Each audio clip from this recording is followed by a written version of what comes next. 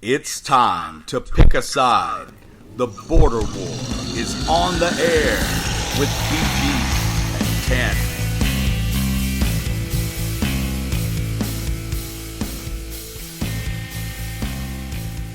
All right, welcome into episode 126 of The Border War.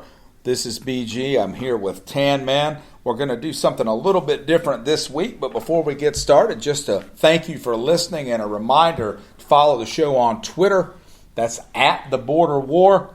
Follow me on Twitter at BG_Border War, and TanMan is at TanMan3264. You can also follow the show or favorite the show on Spotify or on Spreaker. Like us on Facebook at The Border War, Apple Podcast, Google Podcast, TuneIn, everywhere. We're on TuneIn Radio. Everywhere. All right, so TanMan texted me this week, said, I don't want to talk about football yet. It's not time. It's not time. And I agree with him. Early. Now, some of you might be thinking, when you see this show, before you click on it, that, okay, well, we've talked a lot of NBA too, especially lately. But this isn't going to be a normal NBA show. Sort of like our quick takes, which we're not doing that many of right now, but it is summertime. It's hard to have a lot more opinions about sports when there aren't any games being played outside of Major League Baseball. Unless you want to talk about the Women's World Cup. If you've got some thoughts on that, everybody else seems to. I mean, I think it's cool that they won. I didn't watch 1 second of it. I don't like soccer. And that's the reason. And I don't have a problem with people who do. Yeah. We've talked about that on the show. If you literally like soccer, I don't mean you just like it once every 3 years and get really obnoxious about it. If you genuinely like soccer, that's cool, man. There are podcasts out there for you. This ain't it. No. And we're not going to talk about it because when we first started the show, we talked about boxing and golf, and it sucked, man. We can't do that. And we're not going to suck. So what we had talked about a long time ago was coming up with some shows that might be just as interesting for a few months, even a year or so, that aren't as topic related as to what's actually going on from week to week. And so we may do a show like this for Major League Baseball. We may do a show like this at some point for the NFL. But today, and this is mostly me, and what I've got is a list of issues that I think, personally, that the NBA is having to deal with, whether they're going to deal with them or not, but that they should be dealing with, problems. Or in some cases, just things about the NBA that are strange to me. And I'm going to bounce them off of TanMan. He literally has no idea. Well, I'll say this. Unless you've been under a rock, the NBA has dominated for the last 2 weeks. And we're going to bring that up. And so I'm really curious as to what kind of issues that you feel like they're facing. Since you started, they're running the show right now. Since you started with that, let's start with that point on my list. Okay. I don't have these in any particular order. Really, what I've got is just a sheet with some bullet points on it. Because I told him to show it with a piece of paper last week. You did tell me that. Well, and I was at work today, so I had access to a printer. There you go. But when I'm coming from home, I'm just telling you the notes are going to be on my phone, and you're going to have to be okay with that. I don't know what it is about paper that makes you feel better, but okay, that was inappropriate, and I mean, I got some other things on here. Yeah, I know. Just don't click that one with the bell, because you need to get rid of it. Whatever. Okay, all right. So you brought up the off season and the way it's dominated sports news. I mean, and you're right. You certainly would not know that we're like 3 weeks away from training camp in the NFL. 3 weeks away from, and that has changed. That's changed. I mean, there is some training camp talk on some national sports platforms that are 3 and 4 hours long. But you're right. The NBA is 75% of it right now. But my first point I want to make, and I'm just going to read it right from the sheet. The offseason in the NBA is a bigger deal than the season itself. And this is because fans aren't actually interested in basketball. They're interested in the storylines and the rivalries of these players. And this kind of equates to the point I've made on the show over and over again, that the NBA is essentially pro wrestling that's not fake. I think that has been an accurate statement up into the point where we stand right now.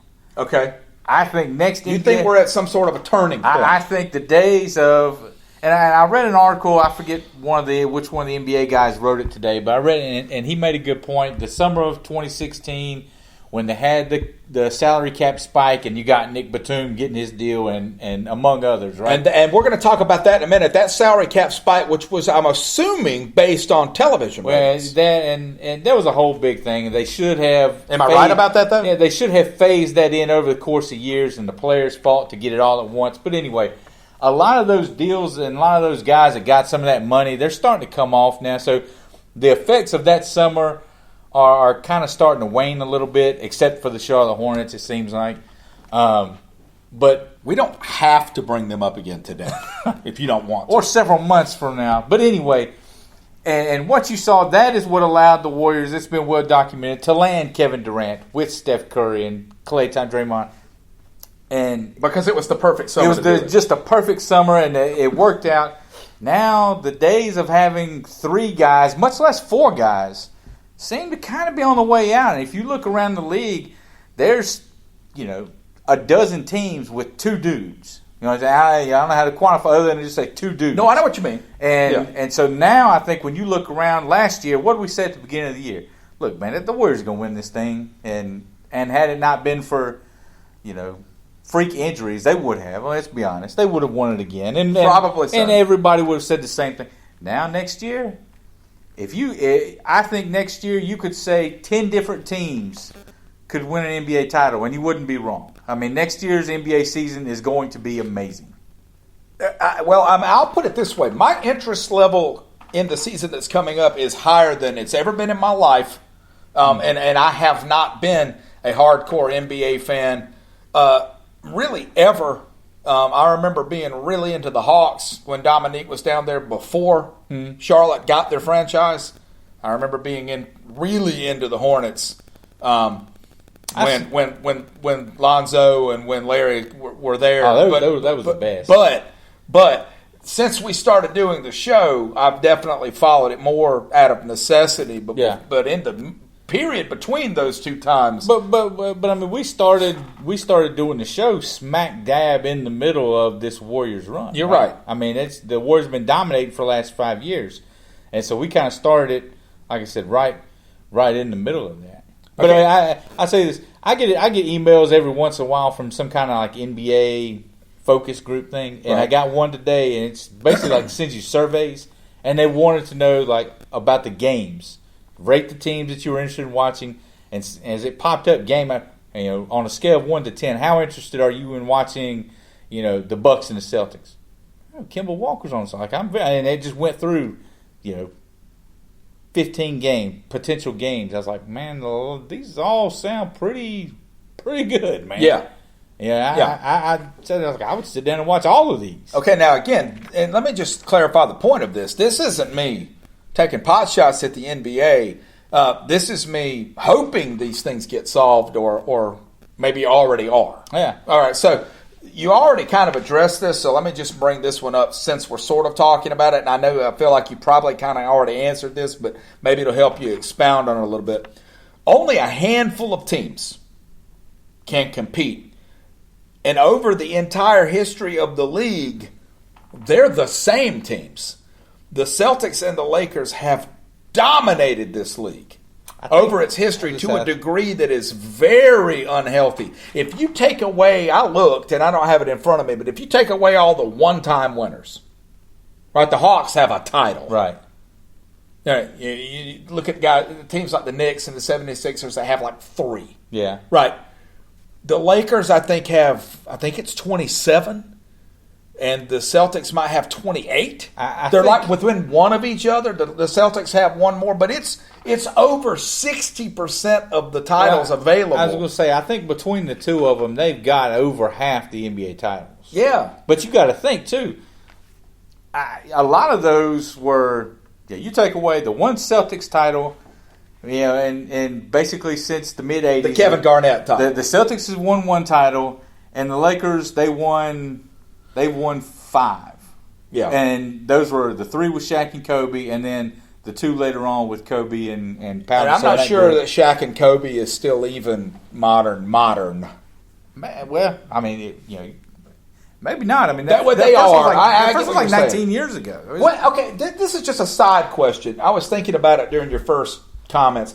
When do you think the most recent era of the NBA started? Now, I would make the argument it started with LeBron going to Miami. I think that was a watershed moment that sort of led to the period in the NBA that we're just now ending. Yeah, I would say that because right before he went to Miami was the last Lakers title. It was the second Kobe Pau Gasol title. I think they beat Orlando or something. And so I think the next year is when LeBron and Wade and Bosh, they all went to Miami. So it seems like, if you want to talk today's NBA, like that was probably it. The bigger issue, though, to me, forget the Celtics and Lakers, and I mean, I do think that is telling in the history of the league, but you're right. Going into this season, it seems like there are more teams that could compete than there ever have been. But you take a team like the Bucks, okay? All right. Who had the best record? They had the best record in the league last year. 60 wins, I think. In a small market, right? A team that has historically never competed. I mean, Milwaukee has not been great. Not in the last 30 years. Not a free agent destination by any means. And so, obviously, they got the draft right with Giannis. I mean, they got him. They didn't miss on that one. But they've given him weapons. Mm-hmm. They've clearly done more than just have a single superstar. And I would give them a fair chance at holding on to him. So how did they do that, and how can teams name them? I mean, Orlando, Charlotte, Utah. How can teams like that duplicate? The Jazz aren't fair to throw into that, but you know what I'm saying. I think first off, you have to be a well-run organization. You've got to have a good front office. You've got to have a head coach that the players respect. But to me, the biggest thing, you got to have scouts that know what they're looking for. No, Giannis was drafted, I don't know, I'm going to take a guess, like 14th. Like, he was toward the back end of the lottery. You just saw the big news of the week, Kawhi Leonard and Paul George teaming up to go to the Clippers. You know who drafted Kawhi Leonard and Paul George? The Indiana Pacers. They drafted both of these guys in back-to-back years. And of course, Indiana, we all know they traded away Kawhi Leonard, but neither one of those guys, the first year in the league, they had their ups and downs. Same thing with Giannis. The first year or two in the league, like he took some lumps.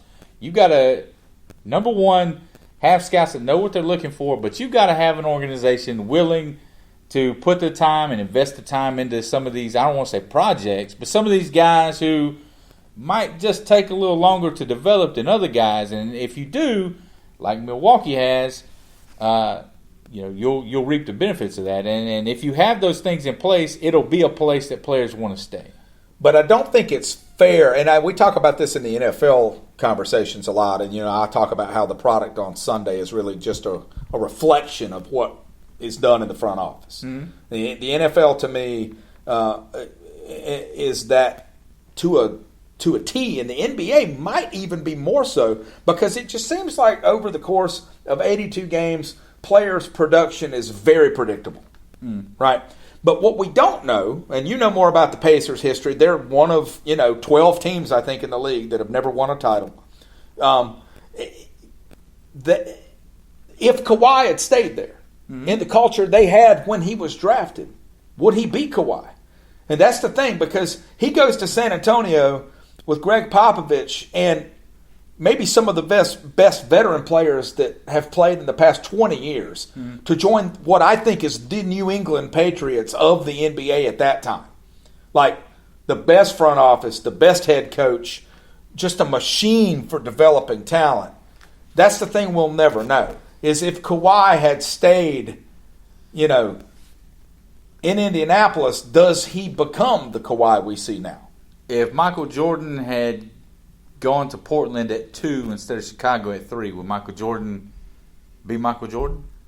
It's a great question. I think so. Yes, I think if Kawhi had stayed in Indiana, if Indiana had hung on to him and been patient with him, they would be one of the teams that would be favorites for an NBA title right now if they still had both of those guys. If you're going to be that guy, I think you're going to be that guy anywhere. Okay. Now, the example I always use is Draymond Green. This is my personal opinion on Draymond Green. I don't think he is as valuable other places as he is in Golden State. Mm-hmm. Basketball is that sport. Yeah. It's not a plug-and-play sport. No, in Golden State, he had Curry, he had Thompson, then he had Kevin Durant for 3 years. And so when they're on offense, he can just kind of hide. And so if he gets 9 points on offense, it's okay. It's not a problem, right? And he does all these other little things, and it kind of ties it all together. Right. But if you take him off of Golden State and you put him on Detroit, where they're going to look at him and be like, man, we need you to give us a little more offensively. I don't know that he can because he doesn't really have much of a shot. So I think he's one of those guys that put him somewhere else, and guys like that, put them somewhere else, and everybody's not going to be what they are on their own team. But you talk the Kawhis, the LeBron Jameses, Carl Anthony, like these guys are going to be who they are no matter where they go, in my opinion. Okay. And that leads to another point that I've got here, and that's just that there is a separation between the elite talent in the NBA and everybody else that I do not think you see in other sports. You just don't. Maybe it's more evident because there's fewer players on the court, right? I mean, even a guy like Tom Brady who gets the ball every snap, only a certain percentage of his passes are passes that no one else can make. Yeah. I mean, some of his passes are 5-yard slant routes. Some of them are sideline screens. Everybody can throw those. So then it becomes a question of, how well did we coach this play? Do we have the right matchups? It's not really a Brady thing. Yeah. All right. Patrick Mahomes, right? There are certain plays he made this year that I don't think anybody else in the league can make, but those weren't all of his plays. Whereas in the NBA, you don't really have a play. Kevin Durant gets the ball. He can score. He can just score. There's nothing you can do to stop him. You can't tackle him. You can't defend him. He can score, and he can do it a lot. He can contribute to their offense way more than a football player or a basketball or a baseball player could. Yeah. But so keeping that in mind, the draft, and this is just a huge issue for me. It feels like, and this year we said, like a lot of people said it was over at the 4th pick, but like there just seemed to be this dearth of talent, a shortage of talent that's actually going to contribute, and it makes it feel like, coupled with the power these players have in free agency, that teams like Charlotte really are behind the 8 ball, and there's not a lot they can do about it. All right, I'll run this one by you. To me, one of the problems they have is if I'm hearing you right, you're talking about you kind of talking about. Well, I just how mean there's the talent, college players coming in, and how many of them are really going to matter. I think a lot. I think a lot more than people give the college draft credit for. Everybody's not summer league junkies. I pretty much had it on, at least in the background of my house, for 4 days now. Yeah. I've seen the Bulls play twice. Kobe White looks pretty good. And yeah. Kobe White was, the 7th overall pick? Right. They had a guy, I think he played for Orlando, from Terrence Jones, I think, from Ole Miss last year. Didn't get drafted. Turned down some two-way offers, I think. Went off the other night and got a 2-year contract for the Raptors. The first year is completely guaranteed. So he's got him a spot on NBA. So there's more talent coming into the game every year than people kind of give it credit for or kind of want to pay attention to. But, one issue that I have seen raised, and I think it's pretty valid, is, and I don't know how the NBA gets around this, you're always going to have these certain places where players are going to gravitate towards. Certain markets that, once they kind of get through their first 7 or 8 years in the league, like they all seem to want to go to, to New York or to LA or to Miami and all these places. I don't know how the league gets around that. Like, how do you stop that? because they had the idea that this Supermax contract would help keep these guys on their teams, right? Right. Now you're seeing guys, Kawhi Leonard's turned it down. Kemba Walker didn't get offered it, but you're seeing guys say no to these Supermaxes. Kevin Durant gave up potentially $50 million at the end of a contract to leave Golden State. And so I don't know if guys are going to turn that money down. And then you have John Wall in Washington. You have Russell Westbrook in Oklahoma City that took their Supermax money. And now these teams are hamstrung with these. Wall's not going to play next year. And Oklahoma City is shopping Westbrook. Good luck finding a taker for that guy without having to give up some of what you just recouped for Paul George. So it seems like these Supermaxes that were designed to keep these guys in the smaller markets and incentivize these guys to stay where they are is having the complete opposite effect on some of these teams. And you're seeing the small market teams not want anything to do with that. And so I don't know how you get around that kind of stuff. Yeah. And I don't either. Now, talking about money, we don't spend enough time, I think, in the modern sports world. We just make these assumptions that the salary caps in the NFL and the NBA are just going to continue to rise. But NBA Finals TV viewership has dropped noticeably 2 years in a row. I don't know what these numbers mean, but I think the 2017, Finals rated it like a 20.4. Mm-hmm. And the last year it was like an 18.3. This year it was like a 15.1. Hold on. Now, regular season numbers, especially on TNT, were down 12% this year. All right. Now, I think it's because the NBA has created a product, and this is really one of my biggest points. They have created a product that you can follow through highlight videos and through Twitter, and you don't actually need to watch the games because the NBA is entertaining without them. You're right. I mean, you can consume... But they need you to watch those games. You can consume basketball, in the NBA in particular, in a half a dozen ways. Everybody wants to point at the numbers. We'll start with the NBA Finals. Again, I go back to how much interest was there in the feeling of going into it that Golden State was going to win this thing in 5. We've seen Golden State for 5 straight years. We're tired of the Warriors. And you had Toronto in there. Toronto's not an American city. They're not.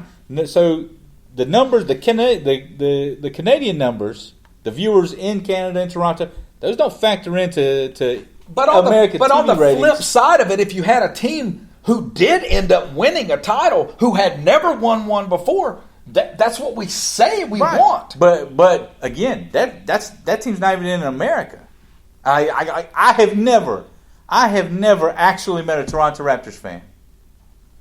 Well, now, we're a long way from Toronto, but I've never actually met a Raptors fan. And so I think this past NBA Finals, I think, was watched a ton. We just don't have those numbers because we don't the Are Toronto people market, watching in ways too that aren't? Colin Cowherd used to make this point about getting back to soccer. They're watching on right. pads. They're watching on phones. Right. But as far as the games during the year go, again, I think I said it a few minutes ago. We went into the year feeling like, this thing's a foregone conclusion. It's gonna be, the Warriors. And you're right. People didn't watch the games last year. I think that changes next year. I'll be very curious. I think the to see NBA if is it in does. for a huge year next year. And it needs to be, but the regular season has got to feel like it matters. They already have a situation where I'm not going to even get into like the divisions and the conferences and stuff. I mean, it's a mess. Like it's so.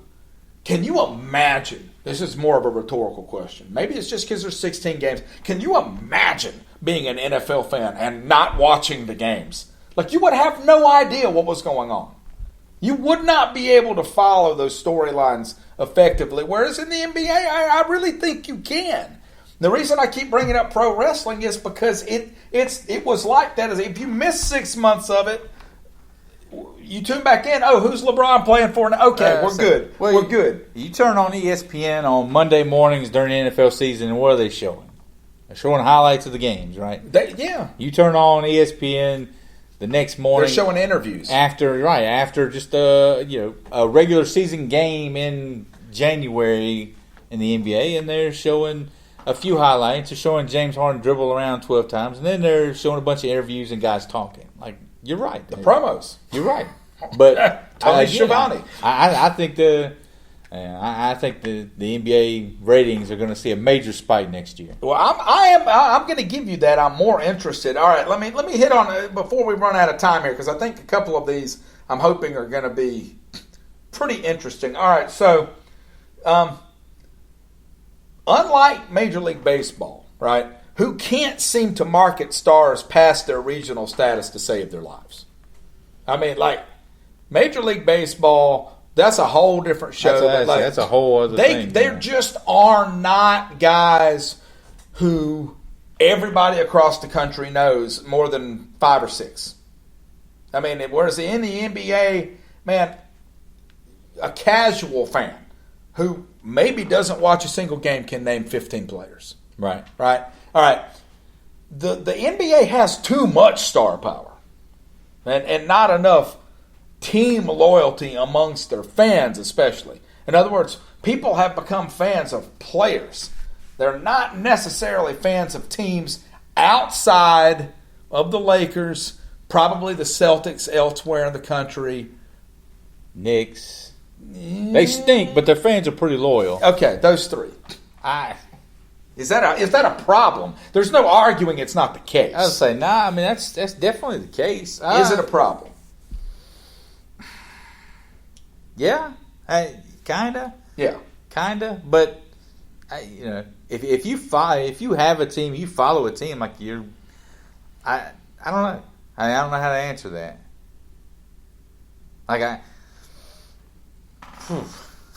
Well, we're live, so you should answer. Yeah, I mean, do I think it's a major problem? No, I don't think it's a major problem. I think I'm just kind of listing stuff that's different about basketball. It's just different. You're not.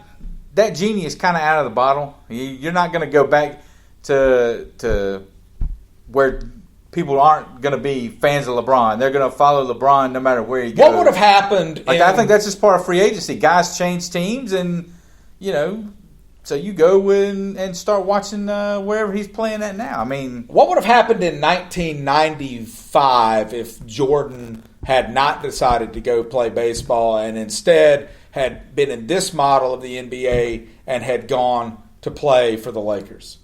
What would have happened? Would Chicago have continued to just dominate the fan base in the NBA, or would most of them, even back then, have just transferred the fanship to the Lakers? That went to the Lakers. I think you're right. I think the only difference is Jordan couldn't do that. I think it's kind of always been that way, because how many Chicago Bulls fans have you run into in the last decade? Right. I mean, not many. But let's admit that is a uniquely NBA thing. Yeah, it is. I mean, how many guys, so we've talked about this, man, how many guys have played for the Yankees and the Red Sox? How many guys have played for the Cowboys and the Redskins? Man, I don't care. You take my helmet off, you're not my boy anymore. No. Man, forget that stuff. No. I'm a Redskins fan. I am not a whoever fan. No, but you're right. It is. I think it's just a basketball thing. It's just part of the game. You feel like you're connected more when you watch a basketball game. You can sit right on the floor.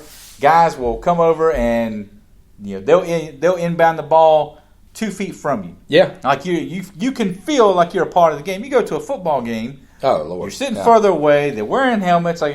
And so I think people identify. I definitely think there's something to that. People identify more with basketball players, and there's fewer players, right? And so if a guy, you go to 10 basketball games a year, right? Say you go to 10 basketball games a year, and there's a guy who, for whatever reason, just imaginary player X, for whatever reason, you've taken a liking to that guy, and you kind of see. You kind of see something when you play basketball in the driveway at the park. You feel like I kind of play like that guy, and so when he goes and switches teams, what are you going to do? That's how I always felt about Bill Laimbeer. Well, that's kind of he and I have very similar styles on the court. That's kind of how. Except I didn't dribble. I would mainly just foul. So you just punch people. Yes. See, that's kind of how I felt watching Tyler Hansbrough. Like this guy, he's not really that athletic. He's kind of clunky out there. Somehow he just bullies his way. And I feel like, I kind of identify with that. I think this whole show identifies with that. Yeah, with that we just kind of bully our way in, right? There you go, man. But and so wherever Tyler Hansbrough had gone, I would have been a Tyler Hansbrough fan. Now, if he'd have gone to the Bucks or Clippers or Rockets, I would have followed Tyler Hansbrough around wherever he went.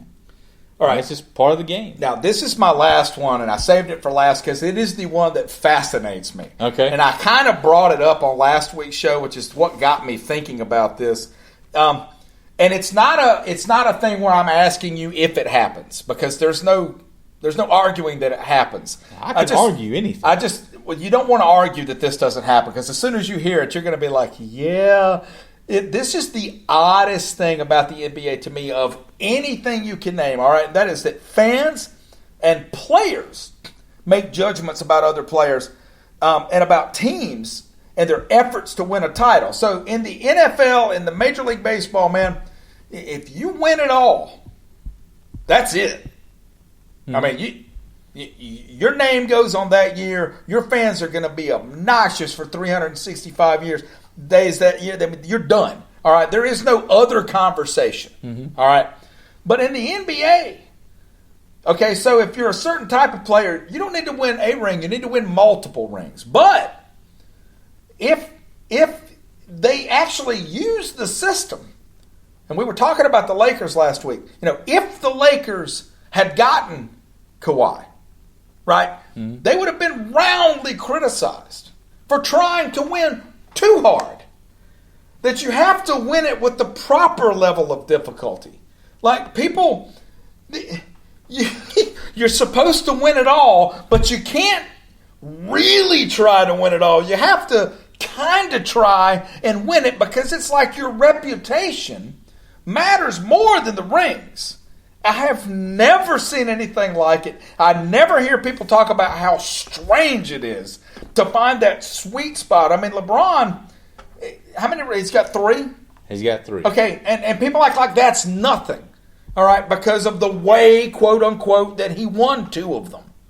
I think people act like it's nothing because of how he won 2 of them. They lost the first year down there, and then they lost the last year he was there. He kind of they won 2 sandwiched between 2 losses. I think LeBron, he catches a lot of flack because of how many times he's gone to the finals and lost. Okay, well, let's just take the point as a whole. Uh-huh. Let's take, KD going to Golden State, and then the Lakers, if they had gotten Kawhi. Like, those 2 situations, people act like, okay, well, that's not even fair. Well, if it's inside the salary cap and players agree to do it, then it's fair. And give me this, man, there is not another sport, right? The New York Yankees, they paid their starting 5 pitchers more than 10 or 12 entire rosters in Major League Baseball. No one cares. They don't care now, but go back to... It was not at this level. I don't even care in 1996. Go back to the early 2000s when the Yankees were just throwing money at everybody. People had that same argument. Now, in baseball, it works a little different, and it didn't really work out like they thought it would. Right. But people were making the same argument about the Yankees, too. How many players do they need? Well, How do they pay all these guys? But the criticism was for those players. For those teams. It wasn't for the individual players. When Mark Teixeira went there, people didn't throw him under the bus. It's so strange to me. I mean, you're supposed... Why do you play, TanMan? Why do we play? You play to what? You play to win the game. It's because we have this... And again, this is another one of those genie in the bottle things. You're not putting it back in. It's the AAU version taking over. Like, you get on these AAU teams, kids get on these AAU teams, and they team up with their buddies from all over the country and form this big super team to run through these AAU tournaments. But we still have this idea in our head, right, where we look back and think, about the Pistons in the 80s and like Jordan. The NBA's always had super teams. Do you think Jordan and Scottie Pippen and Dennis Rodman weren't a super team?